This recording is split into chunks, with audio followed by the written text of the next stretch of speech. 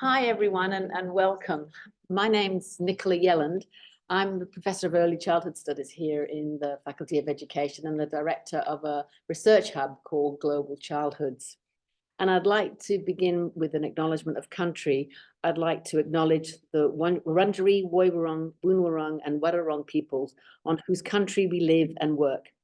I pay my respects to the elders past and present, and to the deep knowledges embedded within First Nations communities and their ongoing connection of and care for Sky Country, the waterways, and the land. And it's my pleasure to do a brief introduction to Sarah Pink. And I've known about Sarah's work for a long time, and I met her first when she came to Australia, and we were just talking about it being 12 years ago when her children were much younger than they are now. And Sarah is currently the ARC Laureate Fellow at Monash, and she's Professor and Director of the Emerging Technologies Research Lab at Monash at Caulfield. Her work engages and innovates interdisciplinary and international research approaches to offer fresh perspectives and realistic future visions and foresight about the roles of human futures in shaping the better design, use of new emerging and possible technologies. She has a joint appointment across the Faculty of Art, Design and Architecture and the Faculty of Information Technology. I'm looking at you like, I got this from the web. I'm like, yes, it's still correct, right? Yeah. And she has honorary doctorates from Malmö and Halmstad universities in Sweden. Her latest publications include her books, Emerging Technologies, Life at the Edge of the Future, and the fourth edition of Doing Visual Ethnography, which is one of my favorites.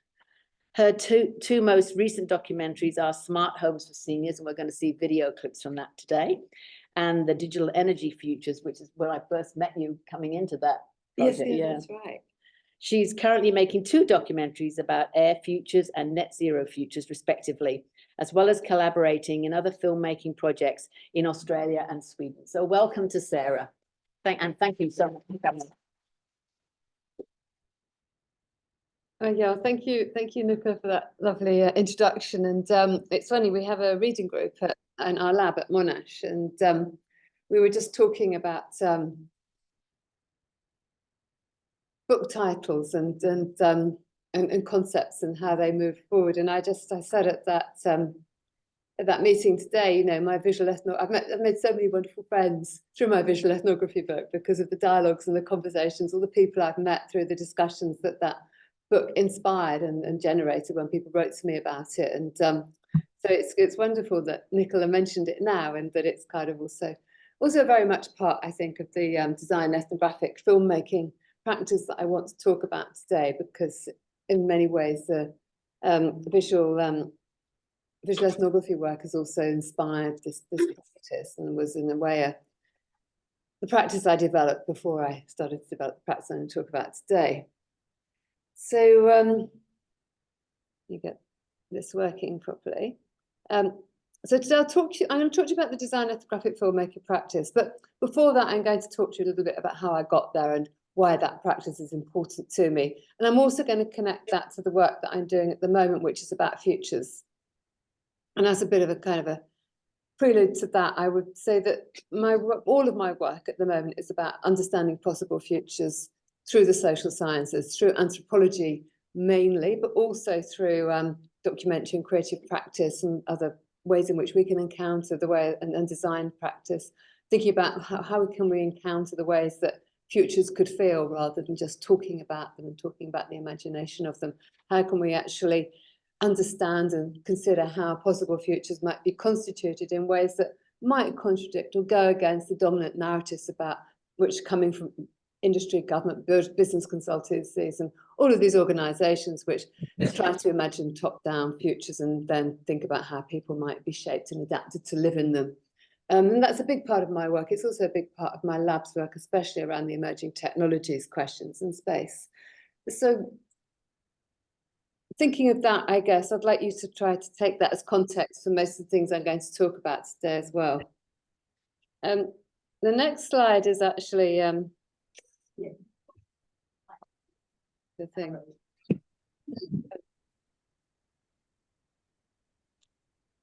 Oh, I see. Yeah, I've got it. Yeah. Now, the next slide is actually a testament to the fact that this is the first time I've ever given this talk. actually, but I prepared it originally for a talk I was going to give at Manchester Met Uni, and I realised that I had all the slides ready. I've completely forgotten that I even had any slides ready for it. So when I was about to get them ready, and I had a look, and I realised that I already prepared them.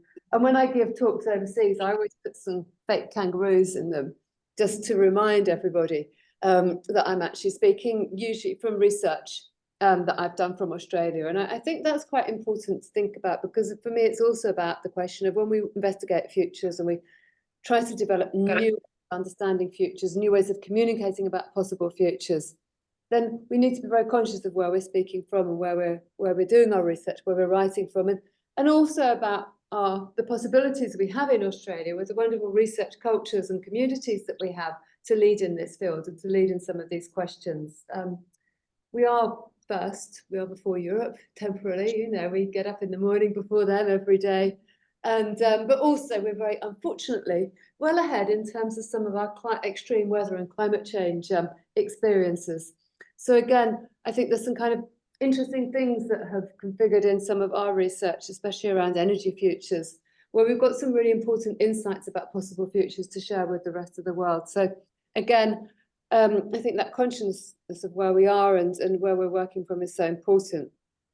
So while we've still got the fake kangaroos, I wanted to just also talk a little bit about where I started and where my work is coming from. So in 1989 to 90, I did a master's degree in visual anthropology at Manchester Uni in the UK. And that master's degree was effectively in anthropological ethnographic filmmaking. So we were taught to work as a single camera person, sound person, to go and immerse ourselves in other people's lives and worlds, and to work with them collaboratively to create filmic stories about their lives and their issues that they faced and the environments that they lived in. And so that was my training as an ethnographic documentary filmmaker. Now, once I finished my master's degree, of course, I just also remind you that at those days we worked on VHS. Editing was really complicated because you needed a whole room. Now you just need, you do it on your phone, right, or on your laptop, probably, but you needed a whole room. And if you didn't work in a university that had one, then you had to rent it by the hour. And it was actually pretty expensive. So it was quite hard to be a filmmaker unless you actually decided that was the thing you were going to do and then went to film school or tried to get a job or work in that field. So when I moved on into my next jobs and I wasn't in a filmmaking environment, then I used video a lot. So I did my PhD and actually I used much more photography and video there. And then I started to use video more and more in my subsequent projects. And there I developed a video making technique, which was really based on my documentary film training. So it was about really engaging with people deeply in their everyday lives. It's about following people with the camera, immersing yourself in a really, really intense way, if only for a quite short time, in their lives, in their feelings. I like to get the camera really close up. Some people don't necessarily like that, but most people are up for it, especially when you're in their homes with them. You're really exploring with them what's meaningful to them and what their lives are like, and enabling them with the camera to show you, to tell you, to talk you and perform their way through what they really do in everyday life, what really matters to them, what things mean to them. And so I started to develop that filmmaking practice, and where I most developed it and most loved doing it was in the research I did about everyday life in the home. So I think I've toured people's homes and asked them to do reenactments of everyday tasks, like how they do their laundry, like how they clean their bathrooms, like how they do the washing up, a whole range of different things in their homes. I've done that with like 40 people in Spain, with a research team in Brazil. We must have worked with about 12 people in their homes. With the project, I'm going to show you something of Indonesia. Again, I worked with a filmmaker who went to do the work in Indonesia. We did work in about 12 homes in Indonesia. We've filmed many, many, many homes in Australia as well. So, and of course in the UK.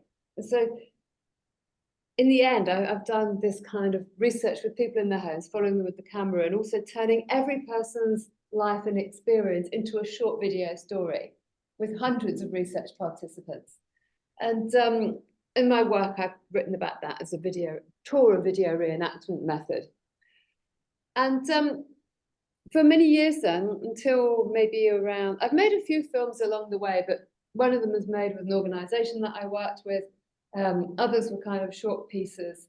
And then I started to realise that actually I wanted to develop a new filmmaking practice, and it took me a long time to work out exactly what I thought that filmmaking practice would be, because as an anthropologist and as a visual anthropologist, my work's always been a bit unconventional.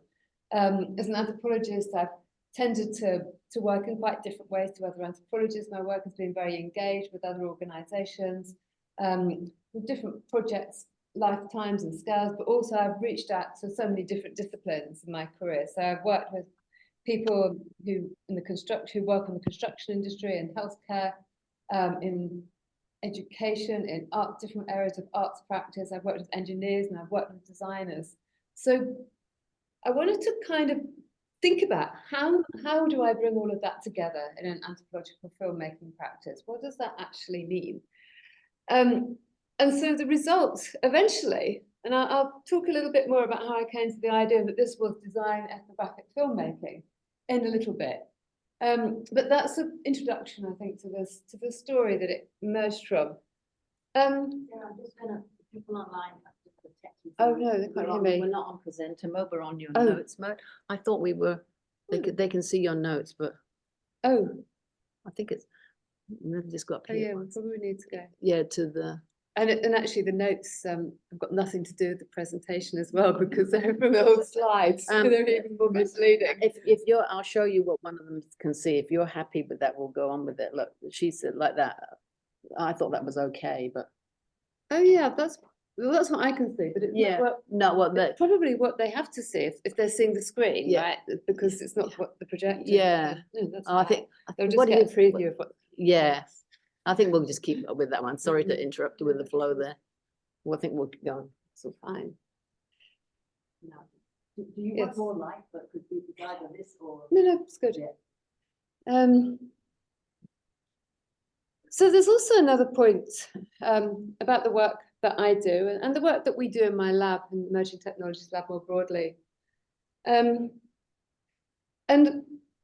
we're interested in people and in ensuring that the voices and the experiences that we encounter as ethnographers are actually surfaced, and that they're able to contribute and they can be heard in a public domain. And I'm sure that many people in this room have similar ambitions and agendas. But I think one of the, and especially with so much of our work is around tech, what you find in the tech field is that there are lots of men's voices. And for example, I don't know if people have seen the movie, I don't remember what it's called now, but the movie about where all the tech bros suddenly tell us that they've realised that there's something wrong with social media. And as you know, what's so hilarious about those kinds of documentaries and movies is that suddenly, just a few years ago, all these guys who'd founded these companies realised that there was something wrong with the way in which the tech world is working. And, oh, but hadn't a lot of women noticed that and written about it as academics for years and years before? So how do we ensure that we're actually able to speak to broader public audiences, to engage industry and other external not-for-profits and other partners? And how can we do this well? My point is, how can we get from this? And I love this image. I found this when I was writing about AI and ethics.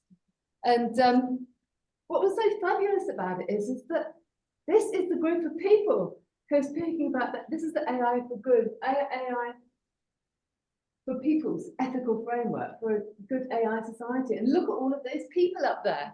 What wonderful people. You know, they're just fabulous. And they've all got something very obvious in common, right? So including some senior academics, some politicians, out-of-date probably politicians, and a whole lot of people who are probably the best people to sort out having an ethical AI framework. I mean, of course they are. But if these are the people, then who are these? Aren't these people? And so I think the most important thing is to think, who are people? People are diverse. People of different ages. You know, people are the people who participate in our research projects. So at the core of our work is this understanding that we want to engage with real people in real everyday lives. We want to think of their visions of future. We want to understand what their ethics are. We want to think about ethics as an everyday concern, as an everyday process, not as ethics that you've got 5 guys who are incredibly well paid, wearing their suits, sitting on a European panel talking about. So this is really the agenda for us, is how do we then create a voice that can communicate broadly about what ethics really are. Our work in this, well, you'll see some part of the movie, but this is our Digital Energy Futures project, and our work is very much about automation and AI in everyday life. How do people want that to play out? How do people want that to be articulated? And what does it have to do with ethics in everyday life? How do we actually understand real people's priorities in relation to ethics in everyday life as being so different from the kinds of AI ethical frameworks that come top down from men in suits? So that's a bit of the background about our lab and part of the agenda, and why documentary filmmaking then becomes part of this question, part of this project, part of what we're interested in. Now, I'm going to show you, I'm going to actually start by just showing you a clip, which is just one of my favorites. And the reason why it's one of my favorites is actually, this is actually the first design ethnographic movie I made. And the reason why this is one of my favorites is because when I was working with Nadia, the filmmaker who I collaborated with, and she's an Indonesian, so she flew over to Indonesia to do the visual ethnographic work on this project. And she was sending me back all the videos. And this one was fabulous because I kind of learned a lot from the 2 clips I'm going to show you now, actually. And as an anthropologist, they kind of told me things that I knew already, theoretically, and from other research. But they're clips that are marvelous for actually communicating a very key point to people from outside academia. These are clips that I've shown endlessly to industry organizations and tech companies that have wanted to partner with us. So let's start with the first one.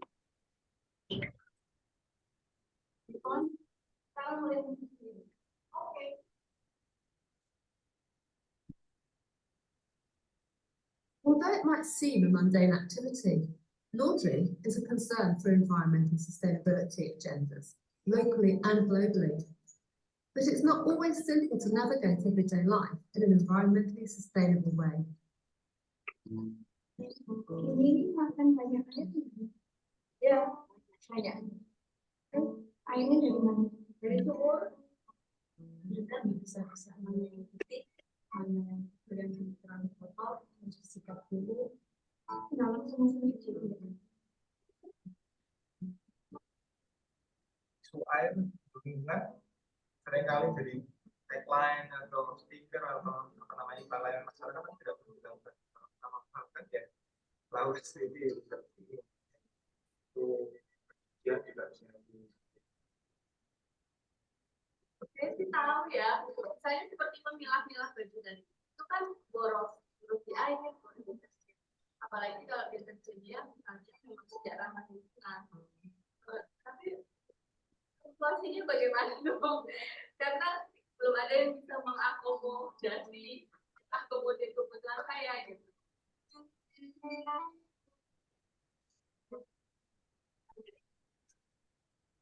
So this clip is part of our Laundry Lines documentary. And the documentary partly tried to help people to understand why it's so difficult to actually live in an environmentally sustainable way, specifically through this prism of doing laundry. I think one of the things that was important about making this movie, though, we actually did the project in collaboration with Unilever, who make laundry products. And we didn't propose to them that we'd make a film. We actually had some money left at the end of the project. And so at the end of the project, I said to Nadia, well, I asked her to film it as if she was going to make a film, but then we actually had the funds left at the end, said, well, let's edit it, let's turn it into a documentary. And the interesting thing about making this documentary was that it kind of took us forward in such a way that we made the documentary and we made the arguments, and then we asked Unilever to approve it. And they sent it to the Indonesia group, they sent it all around the world to the different parts of their organisation that would need to approve it, and they did.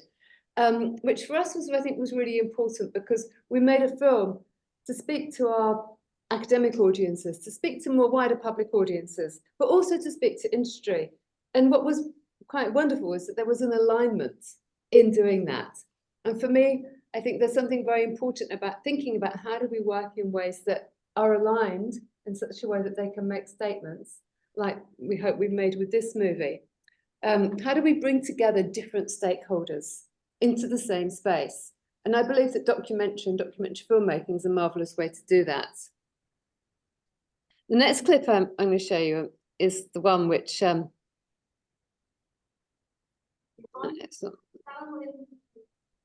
one that I so often have used to make a really key point. The reason why I'm showing you this is because as part of design ethnographic filmmaking, one of the things I do is I make what I call the incisive clip. Now, and I've written about that in various places, but the incisive clip it's often part of an existing film. But sometimes, if you're an ethnographer, or you'll know that when you do ethnography, sometimes there's one example or two, three examples that say everything. Often you do analysis, and you're collectively across your research participants, you'll find some really important things.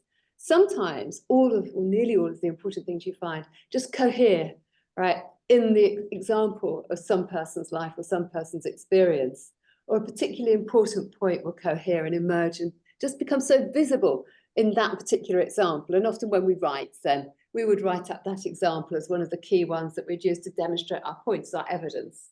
Now, this works a little bit differently because the clip can be used relatively independently.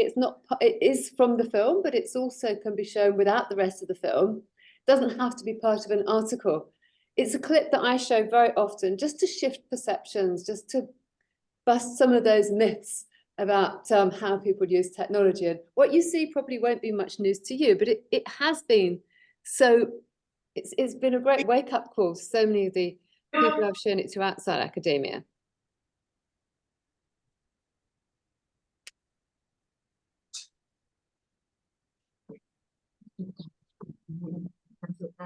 Ya yang sudah dilakukan.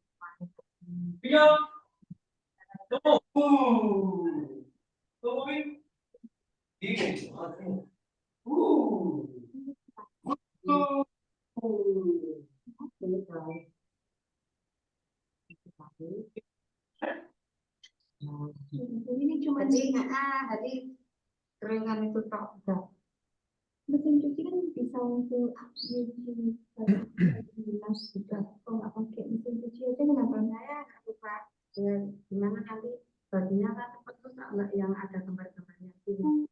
Jadi ibu-ibu lebih tahu kalau ini seperti ini jangan ini masih awet dari dulu warnanya ini. Tapi gambarnya kan udah sablon kan kalau bisa cepat bisa.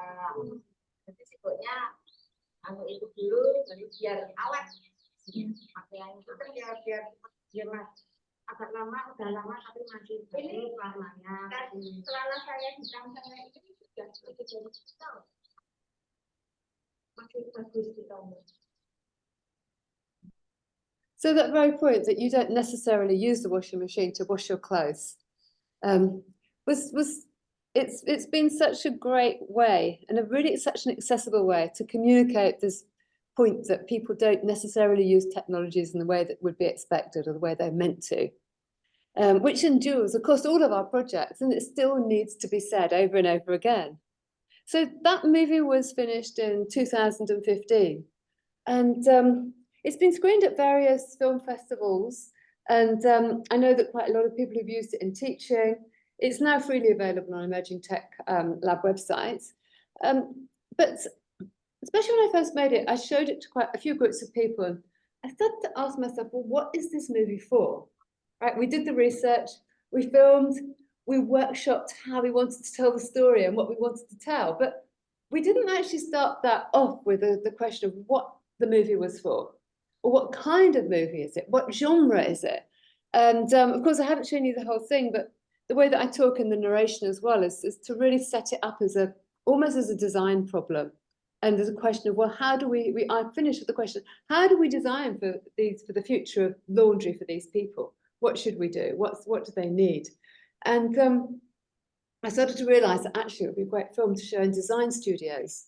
So when students have a design course, and it's a studio course, and they have to actually design something from it, then of course they don't go and do ethnographic research to inform their own design process or to create their own design questions. But if you can take students into other people's lives through film and actually show them that what the questions are which are relevant to design, then of course you can actually use documentary as the prompt or the probe for a design project.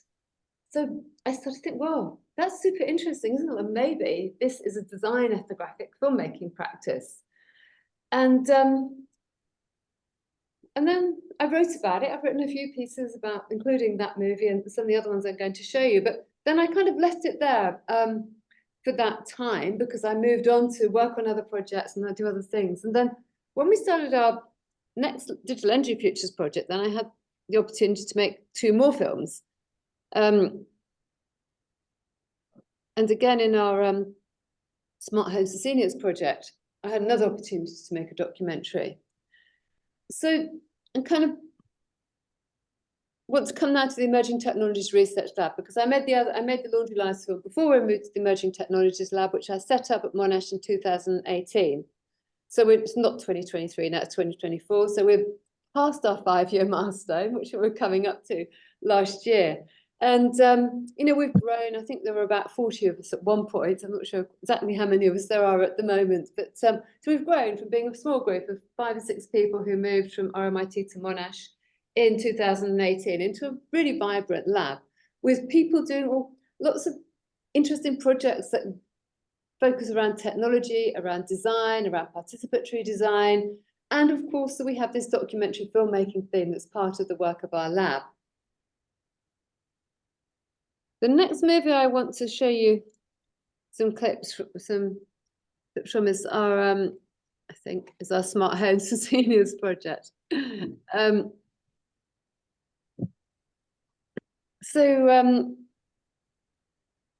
around, I think it's 2000 and just before the pandemic lockdowns, actually, we started the Smart Homes for Seniors project. And this project involved a group of people, seniors, in New South Wales, in rural New South Wales, all testing and trialing a series of smart home technologies like digital voice assistants, Google Home and that kind of thing, smart kettles, smart lights, a whole range of things. And again, we used my video ethnography method, you know, the video tours and the reenactments as part of our key method. And there were a team of about 5 of us doing that field work. And again, I was really passionate about us making a documentary based on those materials. They're absolutely fabulous. And the seniors who participated in the work were wonderful. I'll just show you the first clip so you can get a sense of, you know, what that was like.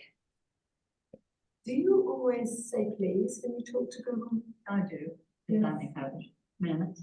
There are still many unanswered questions about how and where digital home technologies really fit into older people's lives. It's a bit daunting for someone of my age when you've got all this new technology I haven't been brought up with. This film joins a group of older people on their 6-month journey of living with smart technologies in 2020. Our research team met with them in their homes in regional Australia. We do need bright lighting in the bathroom at our age because we can't afford to have anything on the floor because you do need to power. I'm everywhere. It's not like now everywhere, is it not? One day I said, hey Google, turn the kettle, turn the jug on. Sorry, I don't understand. Edna and Bob, Hilda and Owen, Barra and David, Robert, Helen and Ken, John and Shirley showed us where smart home technologies brought new value and joy into their lives, where they became frustrated with them, where they needed support, and when they were concerned about the cost of internet access, electricity, and technologies. If they are accompanied by the right social values, ethics, usability interfaces, and services, smart technologies can support older generations to stay safe, independent, and actively participating as our world rapidly changes.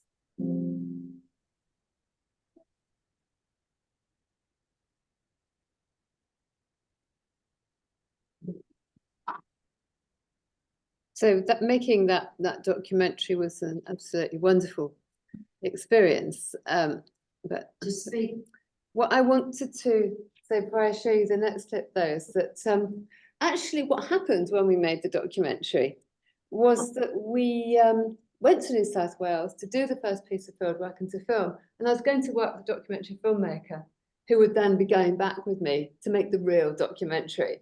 And then the lockdown, COVID came, and the lockdowns started and we couldn't go back.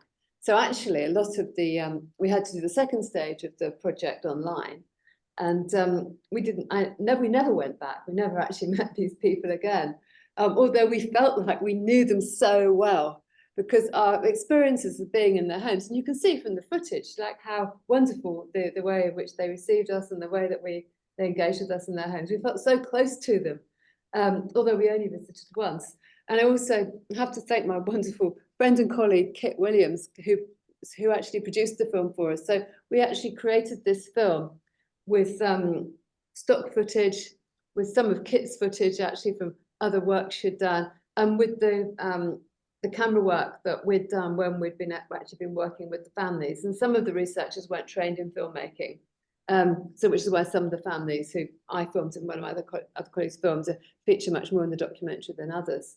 But Kit was absolutely fabulous, and she turned, so I think what I want to emphasize here is the importance of working with a wonderful producer and editor when you can, because Kit was a producer on the Rebel with a Cause series. I don't know if any of you saw that. That's a series of 4 50-minute documentaries which were on SBS recently, and they're absolutely outstanding, and actually one of them won the Australian Documentary Award this year. So we worked with one of the best producers in Australia to who was just did such an incredible job in pulling together materials that we knew meant something, but which would have been harder for us to pull together simply because we needed more than we'd shot to be able to turn it into a full documentary.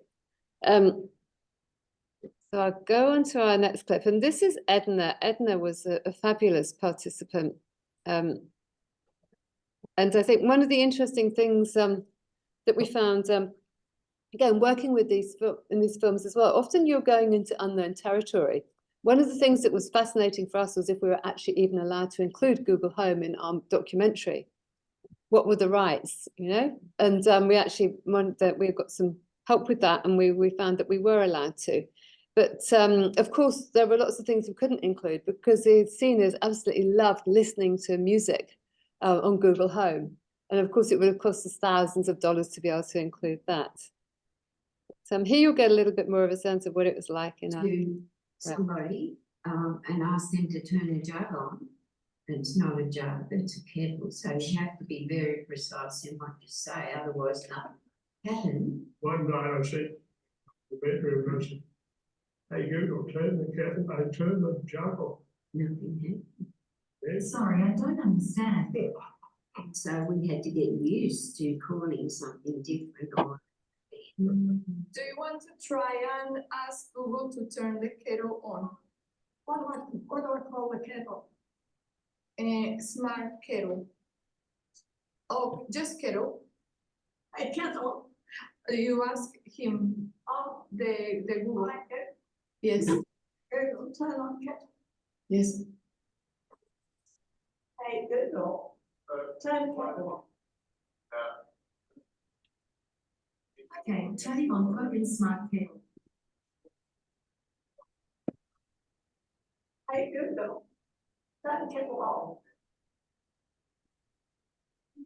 Okay, turning cooking smart kettle on. Well, that's cool. It worked. no. So again, kind of pulling in those emotions and actually engaging with people as they reenacted and experienced the technologies. And again, using them as the technologies themselves become a probe and part of the whole story.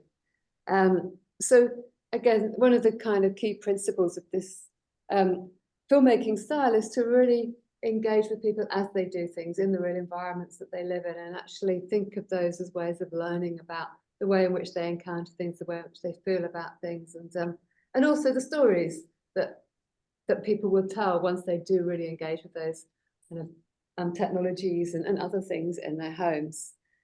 For me, one of the main things about doing the video, using the video tour and video reenactment method, is that it actually enables people to access memories, to access feelings, because they're re-performing something that is somehow sedimented in their body and in the way that they feel and the way that they actually perform and play things out. Just Hey Google. This one, this one is actually one that we can't record. Yes, you might need to stop it. Because Thinking my camera around here. And go up. There. I can do stop recording.